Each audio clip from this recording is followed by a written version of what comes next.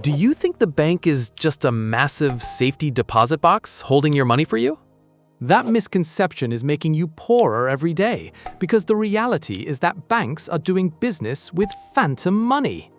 Today, I'm going to help you decode the greatest hoax of modern finance. 1. The optical illusion, the story of the empty box. Most of us grow up with the naive belief that banks operate like a storage facility.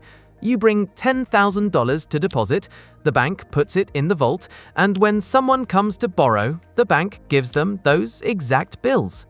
That sounds logical and ethical, but it's a perceptual trick. The truth is, when a bank issues a loan, they don't take Sarah's money to give to David. They simply type a sequence of numbers into a computer and create a volume of new money out of thin air.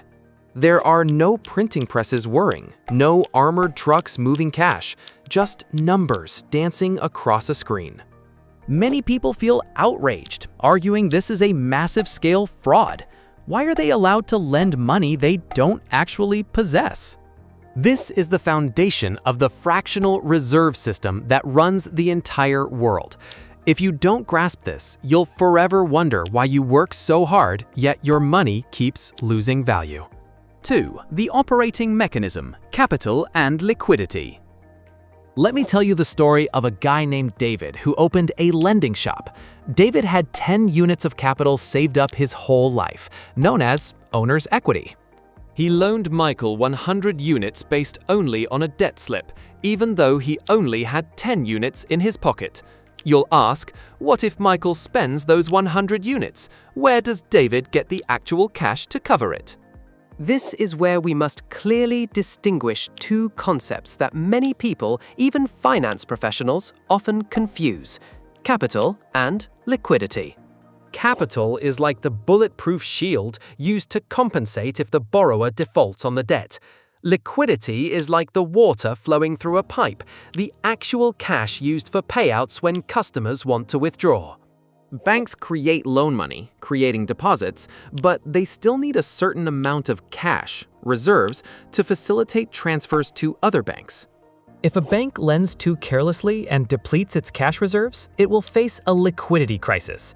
At this point, if all depositors rush in to withdraw at once, a run on the bank will occur.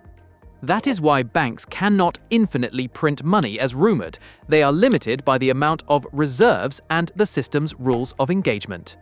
But fundamentally, they are still doing business based on the gap between phantom figures and real money. 3. Behavioral psychology: why the poor fear it and the rich love it.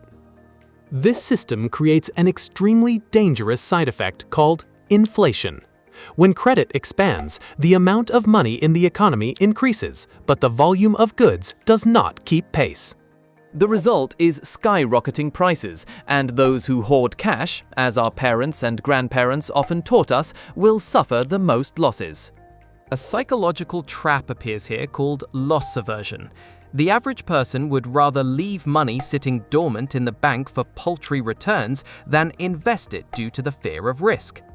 But they fail to realize that in a system where money is created from debt, simple saving is a form of risk that guarantees a loss of value. Conversely, the rich understand that credit is leverage. They don't use their own money, they use the bank's money, which was created out of thin air, to buy real assets. This is why the gap between the rich and poor is constantly widening. One side hoards paper currency, the other hoards assets. Many young people just entering the market are often overwhelmed by a ton of complex concepts. This feeling of confusion is the biggest barrier keeping you from crossing the starting line. You suffer from FOMO. You fear you aren't smart enough. You fear being scammed. But remember, complexity is sometimes a smokescreen used by professional players to hide the simple rules underneath.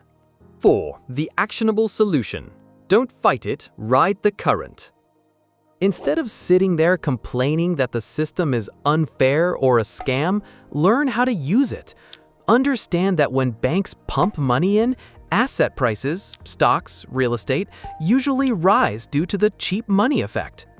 Don't let fear or the illusion of competence make you go all in on risky gambles.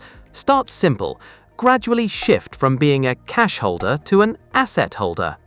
This system encourages borrowing for business production and investment, not burying cash under the mattress. However, don't abuse leverage if you lack knowledge, because when liquidity runs dry, you will collapse just like a poorly managed bank. Look at major corporations. They always maintain just enough cash to operate, liquidity, and they pour everything else into income-generating assets.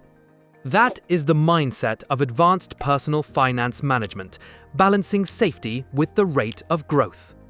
Don't let intimidating technical jargon scare you off. At its core, it's just the flow of money from patient savings to profitable assets. 5. Conclusion. Concise, memorable, and easy to understand. In summary, banks create money, and that changes the entire economic game. You cannot change the rules of the game, but you can change your position on that board. Don't let ignorance turn you into fuel for the inflation machine. If you want to boost your financial IQ and stop enriching others, hit that subscribe button immediately. I will be back with even more stark realities about money that nobody else has told you. If you want to discover more amazing, incredible things that others are too scared to touch, hit that subscribe button now. And if you've already subscribed, I'll see you in the next video.